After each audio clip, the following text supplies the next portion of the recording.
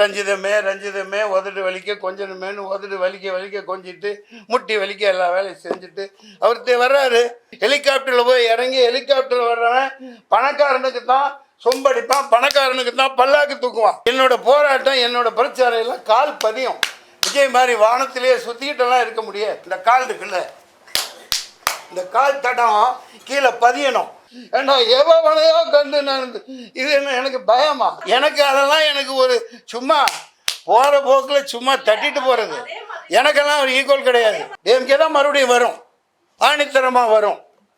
நானே விழுந்து வேலை செஞ்சாலும் செய்வேன். இத்தனை காலம் எதிர்த்தவன். இப்போ வேற எனக்கு வழி இல்லை. தமிழ் வித்தகருக்கு குமரி அனந்தனுக்கு பிறந்த இன்னிய இசையை பற்றி என்ன பேசுறீங்க? என்னது இன்ன காலம்? இந்த காலத்துக்கு என்ன வந்துச்சு? இந்த காலம் கற்காலமா?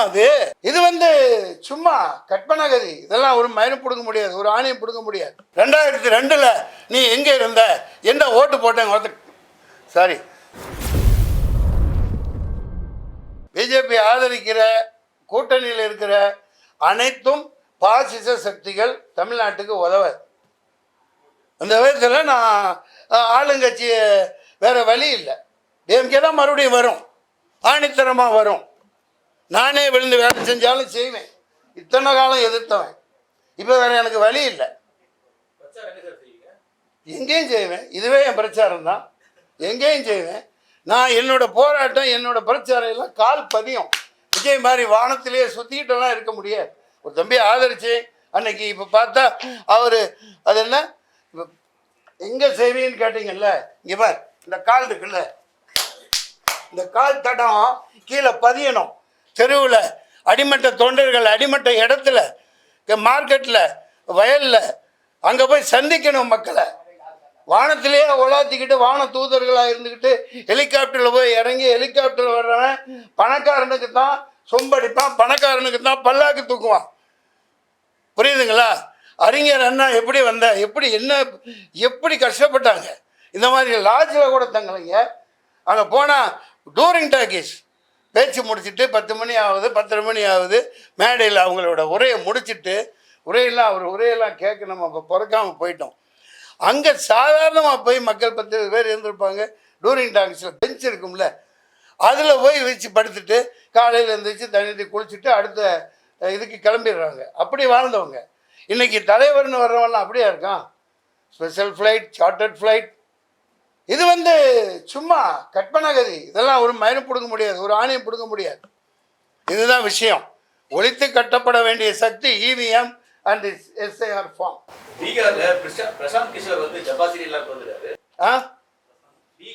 அங்கேயும் இதே மாதிரி இங்கே தோப்பாங்க. சொல்லுங்க. ஏற்படலாம். நீங்களே சொல்லிட்டு என்ன வாயில் சொல்ல வைக்கிறீங்க? அப்படி இல்லைங்க. அவருக்கு கண்மூடித்தனமாக நான் அப்படி ஒரு இதே இடத்துல நீங்கள் வந்தீங்க, ஒரு சம்பவம் நடந்தது, அப்படி ஒன்று எனக்கு தோன்றதை சொல்லிவிடுவேன். உணர்ச்சி வசப்பட்டோ படாமலோ நியாயத்தை சொல்லிவிடுவேன். ஆயிரக்கணக்கான ஃபோன் உங்கள் புண்ணியத்தில், அவ்வளவு ஃபோனு, தகவல், மெசேஜு, பாராட்டு. நான் அது நினச்சி நான் சொல்லலை. ஆனால் அந்த மனுஷன்ட்டு ஒரு ஃபோன் கூட வரல. 10 படம் நடித்தேன், வெளியோலிலாம் நடித்தது அவர் புண்ணியத்தில் இல்லை. நம்ம டைரக்டர் என்னை வச்சு ஹீரோவாக பண்ண இருந்தார் இல்லையா, லோகேஷ் கனகராஜ். அது நான் போய் நின்று எனக்கு ஒரு சீட்டு கொடுங்க, நான் அந்த மாதிரி ஆளா? நான் எப்பயே பிறந்து எப்பயே பணம் காட்டுனது, எப்பயே எல்லா தண்ணியும் எல்லா காட்டு தண்ணியும் குடித்தவன். அதனால் அது ஒரு கற்பனையான உலகத்தில் அவர் இறக்கி விடப்பட்டவர். ஓய்பிரிவு பாதுகாப்பு கொடுத்துருக்காங்களா தம்பி விஜய்க்கு? இதுக்கப்புறம் ஜெட்டு கொடுத்தாங்களா? என்னங்க சொல்லுங்கள், நீங்கள் தாங்க சொல்லணும். அதுக்கப்புறம் ஜெட் பிரிவு கொடுத்துருக்காங்களாம். ஒரு சாதாரண இந்த மக்களுக்கு அடிமட்ட தொண்டர்களோட அவங்க இப்போ நீட்டை தூக்கணும், ஸ்ரீலங்கா தமிழர்களுக்கு நீளம் கிடைக்கணும், இங்கே விவசாயிகள் நிலமெல்லாம் பாழாகுது, கார்பரேட் வயமாகுது, ஃபெர்டிலைசர்ஸ் எல்லாம் பயங்கரமாக விஷமாகி கத்திரிக்காய் எவ்வளோ பெருசு வருது, கொய்யாக்காய் எவ்வளோ பெருசு வருது, பப்பாளி இவ்வளோ பெருசு வருது, எல்லாமே நஞ்சு விட்டப்பட்டு வருது. இதெல்லாம் தீர்க்கறதுக்கு மக்களோட மக்களாக போராடணும் ஒரு மனுஷன். அவர் கார்பரேட்டு கூடயும் இலுமினாட்டிகளுக்காக தான் அவர் வருவார், ஒரு இதுக்காக. அதனால் இன்றைக்கி என்னோட முடிவு அதுதான். அவரால் ஒன்றும் செய்ய முடியாது. நீங்கள் கேட்டதுக்கு பதில் நீங்களே கேட்டீங்க, நீங்களே சொல்லிட்டீங்க. சார், மக்களை சந்திக்க ஹெலிகாப்டரில் போக போகிற விஜய் மற்ற கட்சிகளுக்கு சும்படிக்க வந்திருக்காரா சார்? சொல்லிட்டீங்க, அடிங்க. சொல்லிட்டேன். நீங்கள் சொன்னதை நான் சொன்னேன். எனக்கு என்ன பயமா? ஏன்னா எவனையோ கண்டு நான் இது என்ன எனக்கு பயமா? முந்தா நேற்று வந்த மனசு என்னமோ அவர் நல்லபடியாக பண்ணட்டும், சம்பாதிக்கட்டும். நிறைய சம்பாதிச்சு சொத்து வச்சுருக்காரு, நிறைய படம் எடுப்பார். ரஞ்சிதமே உதடு வலிக்க கொஞ்சணுமேனு உதடு வலிக்க கொஞ்சிட்டு முட்டி வலிக்க எல்லா வேலையும் செஞ்சுட்டு அவர் வர்றாரு.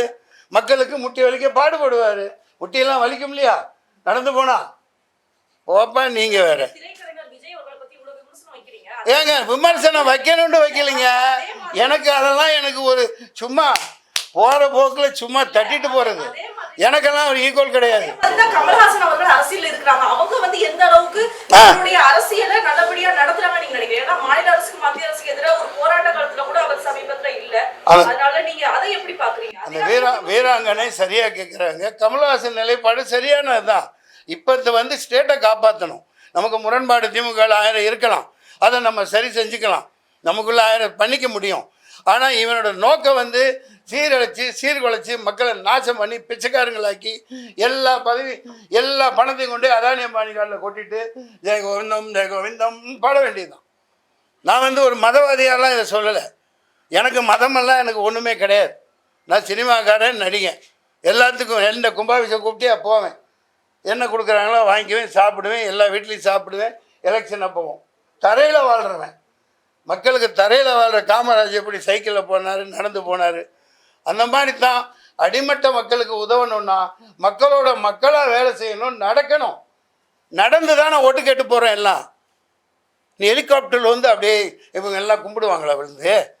நாளைக்கு ஃப்ரான்ஸ்லேருந்து ஏதோ வருதான்ப்பா பெரிய ஹெலிகாப்டர், அப்படியா? I don't care. இந்த கூட்டம் உங்களை அழைத்ததின் நோக்கம் SIR has been stopped.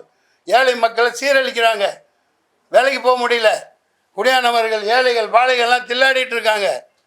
பைத்தியக்காரத்தனமாக ஒரு வக்கீல்னாலேயே இந்த ஃபார்மை ரொம்ப முடியல. 42க்கு முன்னாடி எங்கே இருந்தேன், 2002 எங்கே இருந்தேன், அம்மா பேர் சொல்லு, அம்மாவோட இறந்து போய் 1990 இறந்து போனாங்க. அப்போல்லாம் அவங்களுக்கு ஓட்டர் அட்டையே கிடையாது. அந்த ஊரில் வச்சுருப்பாங்க லிஸ்ட்டு, கூட்டிகிட்டு போவாங்க, அழகாக ஓட்டு போட்டு வருவாங்க. 30-40 வருஷம் முன்னாடி எங்கே இருந்துச்சு? இப்போ தானே கொடுத்தாங்க. ஆட்டோமேட்டிக்காக அந்தந்த கட்சிக்காரங்க அந்த இதை லிஸ்ட்டு வச்சுருப்பாங்க. அம்மா தாய் இந்தாமல் வச்சுட்டு வந்து ஓட்டு போடுமா அப்படின்னு ஓட்டு போட்டு அப்படியே மரியாதையாக நடத்துனாங்க. இவங்க எப்போ இந்த வாக்காளர்களை கேவலமாக நடத்துகிறானுங்களோ, இப்படி ஒரு ஃபார்மை கொடுத்து ஃபில்அப் பண்ணா அப்படின்னு ரெட்டங்கால் போட்டு உட்காந்துருக்கான்னா, இது வந்து அந்த SIRின் உண்மையான பதம் என்ன? Slave I remain for you. உங்களுக்கு நான் எப்பவும் அடிமை அப்படின்னு மக்களை ஆக்கிறதுக்காக பண்ணேன். கேளுங்க, ஏன் கொடுக்குறீங்க? எது கொடுக்குறீங்க? நாங்களாம் மடையர்களா? அதை எப்படியா ஃபுல்லப் பண்ணுவேன்? 2002 நீ எங்கே இருந்த, என்ன ஓட்டு போட்டேன்? சாரி தாத்தா காலையில் சாப்பிட்டதே ஞாபகம் இருக்க மாட்டேங்குது, நைட்டு என்ன கொடுத்தோம் என்ன சாப்பிட்டோன்னு ஞாபகம் இருக்க மாட்டேங்குது. 2002 எங்கே இருந்தோமோ அந்த இளவு பூத்தில் ஓட்டு போட்டிருப்போம், மாறி வருவோம். நான் ஒரு நடிகை, நான் சாதாரண குரூப் டான்ஸராக இருக்கையில் ஒரு சின்ன வீட்டில் இருந்தேன். அப்போ ஓட்டுங்க வாங்கினேன், சம்பாரித்தேன், வீடு கட்டினேன், வாடகைக்கு விட்டேன். இப்போ ஓட்டு அங்கேயே தான் 25-30 வருஷமாக இருக்குது. புரியுதுங்களா? நான் அது அங்கே போய் ஓட்டு போட்டுருவேன். இப்போ ஜவாதுபட்டி என்ன பேர் தம்பி, அவங்க வந்து அங்கேயே தான் ஓட்டு இருக்குது. அவங்க பெருமையோட அது ஒரு திருவிழா மாதிரி மொத்தமாக இங்கே ஒரு 1000 பேருக்கு மேலே வசித்தாலும் அங்கே ஊருக்கு போய் அந்தந்த ஓட்டை பதிவு பண்ணிட்டு வருவாங்க. இப்போ அங்கே போவாங்களாம், அவனுக்கு இல்லைம்பாங்களாம், இவனுக்கு ஓட்டை தூக்கிடுவானுங்களாம். என்ன இது துபாக்கூர் வேலை பண்ணுறீங்க? தமிழனுங்களாம் இழிச்ச வேணுங்களா? எவ்வளோ நாள் இழிச்ச வேணா இருக்கணும்? இதுக்கு ஒரு முடிவை நீங்கள் முடிவு சொல்லுங்கள். முதல்வர் தொகுதியில் வந்து கிட்டத்தட்ட 20,000 ஓட்டு கள்ள ஓட்டு. நீ போய் தடு. நீ எதுக்கு வச்சிருக்க அந்த இது CBI? அப்புறம் அது என்னப்பா இருக்குது, ED அனுப்புறீங்கள, ED அனுப்பிச்சு காசை பிடுங்குறீங்களா இல்லையா? அந்த கள்ள ஓட்டு எதுன்னு ஏடு, 4 பேர் அதிகமாக போடு. யார் தடுக்கிறவங்கள? கள்ள ஓட்டுன்னு சொல்கிறீங்க, இவங்க நல்ல ஓட்டுலையா ஜெயிச்சு வந்திருக்காங்க? இதுவே கள்ளத்தனமானது தானே. சுப்ரீம் கோர்ட்டு சுமோட்டோவா தானாக முன் வந்து வழக்கு போடுது, என்னது சுமோட்டோ தானே. அதன் அடிப்படையில் முதல்ல இதை ஒழிச்சு கட்டணுமா இல்லையா? அந்த EVM சார் எத்தனை 16 வருஷமாக சொல்லிட்டு இருக்கோமா இல்லையா? EVM எதுக்கு தொடப்ப கட்ட? இது ஏமாத்து வேலை, கொட்டை உருட்டுற மெஷின். அது அதை வச்சுட்டு தானே பொழப்பு ஓட்டுறீங்க சார். நீங்கள் பாஜக நல்லவர்கள் இருக்கலாம், ஒரு தீவிரமான மதவாதிகள் இருந்துட்டு போங்க, எனக்கு அதை பற்றி கவலை இல்லை. நீங்கள் நல்ல முறையில் ஒழுக்கமான முறையில் ஜெயிச்சு வா. மக்களை ஏமாற்றி அயோக்கியத்தனம் பண்ணி மொளை மாதிரித்தனம் பண்ணி தான் இவிஎம்ல ஜெயிக்கிற. அப்புறம் நீ என்ன பெரிய வெங்காயம் தூக்கி போடணும். இப்போ பீகாரில் கொதிச்சு போயிருக்காங்க, போராட்டம் பண்ணுறாங்க, எல்லாம் பண்ணுறாங்க. நீ எதை பண்ணாலும் நான் இப்படி தான் கலவை தூக்கி மனையில் வை அப்படின்னா எப்படி சொல்லுங்க. அப்பட்டமான இன்னைக்கு சொல்லலையே, எல்லாத்துக்கும் தெரியுமே. திமுக ஆட்சிக்கு வந்தோடனே மர்ம மரணம் பத்தி நாங்க வந்து விரிவா வந்து அது தொடர்பா நடவடிக்கை எடுப்போம் அப்படின்னு சொன்னாங்க. ஆட்சிக்கு வந்து ஆட்சியே இப்போ வந்து இந்த தேர்தலே வரப்போகுது. அவங்க எதுக்குங்க அதிமுக என்னங்க பண்றாங்க? அவங்க எதிர்கட்சி. அவங்க சொன்னாங்க செஞ்சாங்க, அவங்க எதிர்கட்சி. அம்மா தாயே உன்னோட ராஜ விசுவாசின்னானுங்களே, எந்த விளக்கண்ணையாவது போனானுங்களா? நான் 4 தடவை போனேன். இங்க 2வது ஃப்ளோரு, டீ கொடுப்பாங்க, காப்பி கொடுப்பாங்க, எல்லா கேமரா இருக்கும். அம்மாட்ட சொல்கிறேன் சார், அவங்க நல்லா இருவாங்க சார். அந்த படைகள் இருக்கும், சஃபாரி ட்ரெஸ் போட்டு அனுப்பிச்சி விட்ருவாங்க. எல்லாம் பிடிச்சி வச்ச பிள்ளையார் மாதிரி இப்படியே உட்காந்துருப்பாங்க. தம்பிதுரை, பன்னீர்செல்வம் எல்லாம் அமைச்சு இப்படியே உட்காந்துருப்பாங்க. அந்த அம்மா என்ன துடிச்சிருக்கோம். ஒருத்த வந்து என்னை பார்க்கலையே துடிச்சிருக்குமா இல்லையா சார்? இது தமிழ்நாட்டில் நடந்தது, அதனால தான் பண்ணான். கவர்னர் வந்து உட்காந்து எத்தனை தடவை ராம்மோகன்ராவா யாருப்பா வந்து உட்காந்து அங்கே செக் பண்ணிவிட்டு ஒருத்தர் ஒரு விஜேபி சேர்ந்த ஒருத்தர் அங்கேயே உட்காந்து சம்பளா சமாதி கட்டி வச்சுன்னு முடிஞ்சவொன்னே போய் துணை ஜனாதிபதி ஆனார். எல்லாம் மக்களுக்கு தெரிஞ்சது தானே. நான் என்ன புதுசாக சொல்கிறேன் உங்களுக்கு? ஒரு முதல்வரையே தீர்த்து கட்டக்கூடிய பல மாநிலங்களில் பண்ணியிருக்காங்களா இல்லையா? கொடூரமான கயவர்கள். நீ ஜனநாயக போர்வில்லை, இதை செய்யக்கூடாது. எச்சரிக்கை. தமிழ்நாடு போராடணும், இந்தியா போராடணும். நீ இவிஎம்மை ஒழிச்சுக்கட்டு, ஒழுங்கா தேர்தல் நடத்து. நீ வா, தைரியம் இருந்தா வா. சோத்தத்தானே திங்கிற, இவிஎம்மை ஒழிச்சுக்கட்டு. நீங்கள் 4ஆம் தூண் என்ன பண்ணிட்டு இருக்கீங்க பத்திரிகையாளர்கள்? நீங்கள் உங்கள் சார்பாக குரல் கொடுங்க. உங்கள் சங்க எலெக்ஷனில் எவனாவது ஏமாத்தினா விடுவீங்களா? இவிஎம் ஓட்டு போட்டுட்டு இருக்கீங்க, கொஞ்சம் தண்ணி விடுப்பா.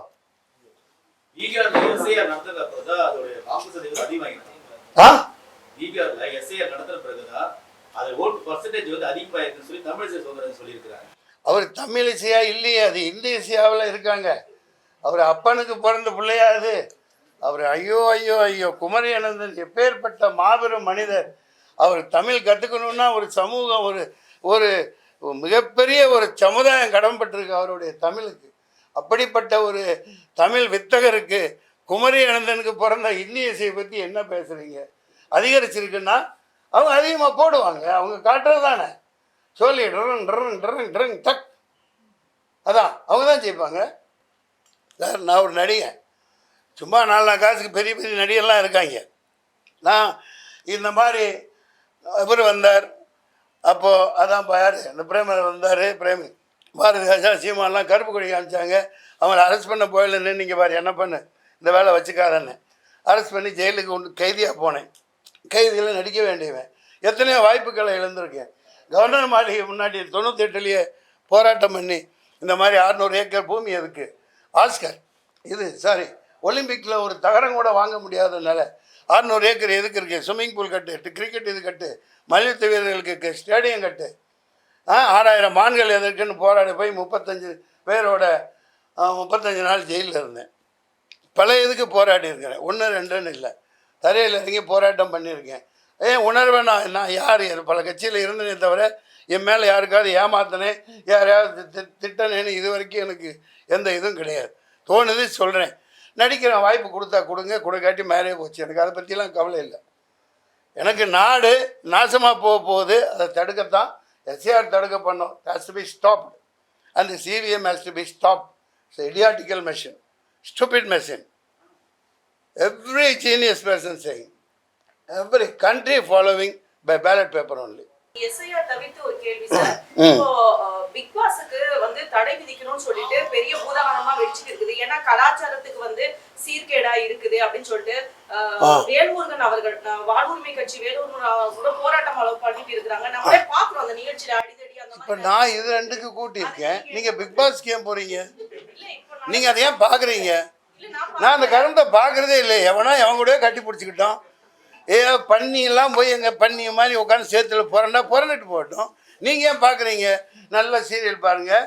சன் டிவியில் அந்த நேரத்தில் என்னப்பா ஓடுது, அப்புறம் அந்த விஜய் டிவியில் அதுதான் காட்டுறாங்களோ, அந்த கரும்பு ஏங்க பார்க்குறீங்க? 9 மணிக்கு படுத்து தூங்கிடுங்க. பிரம்ம முகூர்த்தத்தில் 3 to 5 எந்திரிங்க. வாழ்க்கை ஜாலியாக இருக்கும். ஏதோ அவங்க பொழப்ப ஓட்டுறாங்க. என்ன கேட்க வந்தீங்க? எதுக்காக கூட்டியிருக்கேன்? பிக் பாஸ் தடை வேணும். அது தடை என்ன? இப்போ என்ன வெங்காயம் விளக்கமாத்து கட்ட இருந்தால் எனக்கு என்ன? அவங்க சம்பாதிக்கிறாங்க. சமூகத்தை இதுதான் சீரழிக்குது. பிஜேபி சர்க்கார் தான் சீரழிக்குது. இந்த எஸ்ஐஆருங்கிறது நீ என்னைக்கு எனக்கு அடிமையாயிரு, நான் இப்படி தான் பண்ணுவேன். எல்லாம் 5-6 வருஷம் முன்னாடி நான் இந்த இது ஆரம்பித்தேன், டிப்டாப் தமிழான்னு. அதே அந்த ஒரு சகோதரர் அதான் அந்த யாருப்பா அவர் பேர் இப்போ ஆதி தமிழை கொச்சையாக தமிழாக சொன்னதுனால நான் டிப்டாப் தமிழான்னு ஆரம்பித்து அதுலேயே ஒரு வரி வரும், தேர்தல் ஆணையம் மோதி விட்டு பூணையம், தெளிவாக வரும். அது அப்படியே தான் இன்றைக்கும் இருக்குது சார். போராடணும், அதே இதில் போராடிக்கிட்டு இது ஆரம்பிக்கலை. இது மிகப்பெரிய போராட்டமாக உருவெடுக்கணும். இது நிப்பாட்டப்படணும். இவிஎம் நிப்பாட்டப்படணும். ஏங்க பேலட் பேப்பருங்க, சும்மா ஒரு பேப்பர். என்னது இன்னும் காலம்? இந்த காலத்துக்கு என்ன வந்துச்சு? ஏன் இந்த காலம் கற்காலமா? அது ஏன் அமெரிக்கா கற்காலத்திலேயா இருக்கான்? பிரிட்டிஷ் கற்காலத்திலேயா இருக்கான்? ஏப்பா இந்த அம்மா கேட்குறாங்க பெண்மணி, கற்காலத்துக்கு போறியே. அப்போ ஏன் நம்ம சம்பிரதாயம் குடவோலைன்னு தமிழன் முத கண்டுபிடிச்சது அதை ஏன் கை விடுறீங்க? அது சிம்பிள். சிசிடிவி இருக்கா? சிசிடிவி ஃபுட்டேஜ் இருக்கா? எல்லாம் பார்க்குறாங்கல்ல. பூத் கேப்சர் நடந்தாலும் பார்க்கும், கமிட் ஆகும். பேப்பரில் குத்து மடி உள்ளே போடு, சந்தோஷமாக போய் தூங்கு. இது இந்த அளவுக்கு போட்டால் அந்த அளவு ஜெயிக்கிறான். எதுக்கு இந்த அளவு? இவிஎம் அளவு எதுக்கு? சங்கு ஊதிடுவான், இந்தியாவை ஊதிட்டான் இவிஎம்மை வச்சு. இன்னும் உங்களுக்கு உணர்ச்சி வரலை, உங்களுக்கு நீங்கள் போராட தோணலை. லட்சம் வக்கீலுங்க போராடி செத்துட்டான். அதை இப்படி தான் நடத்துவீங்கிறான். தேர்தலில் அப்படியே நடக்குது. என்ன நடத்தி இப்படி என்னத்தை உன்னத ஆட்சியை கொடுத்துட்டான்? எல்லாம் அடிமையாக்கி தானே வச்சுருக்கான். அதானி போட்டு, அதானி இது, அம்பானி. இந்த கோழி இல்லை, கோழி ஜிஎஸ்டின்னு போட்டு அதுக்கு உதாரணம் சொன்னால் அதான் இங்கேயோ படித்தேன். ஃபுல்லாக எல்லா முடியும் பிச்சுட்டு, எல்லாம் ஒரு சேவலில் உள்ள ஒட்டு மொழி எல்லாத்தையும் இறக்கையை பிச்சுட்டு கீழே போட்டவுடனே 4 தானியத்தை எடுத்து போட்டால் அது நகர்ந்துக்கிட்டே வந்து கொத்தி திங்கும். இங்கே பார், ஜிஎஸ்டியில் குறைச்சிட்டேன், ஜிஎஸ்டியில் உங்களுக்கு குறைச்சிட்டேன். வரி போடுவாங்களாம், வரி மேலே வரி போடுவாங்களாம். டோல்கேட்டு லட்சக்கணக்காக கோடி 1000 கோடிக்கு கொள்ளையடிச்சு நிதின் கட்கரி இங்கே ஒரு கல்யாணம் 1,00,000 கோடியில் நடத்துகிறாங்க. இதுதானே நடக்குது. அதானி அம்பானி காலில் போய் கொட்டிக்கிட்டு எல்லாத்தையும் அவங்களோட அஜெண்டா அந்த பஞ்சதந்திர கதைப்படி அவங்க ஆட்சி நடத்திட்டு இருக்காங்க. போட்டு உருட்டுறது புரட்டுறது, மக்களை அடிமையாக தான் வச்சுருப்பாங்க, படிக்க விட மாட்டாங்க. அது வெளிப்படையாக தெரியுது. ஐயா நான் தப்பு செஞ்சிருந்தா என்ன மன்னிச்சுக்குங்க. நான் நியாயமாக சொல்கிறேன், எனக்கு நெஞ்சு வெடிக்குது. ஆமாம்.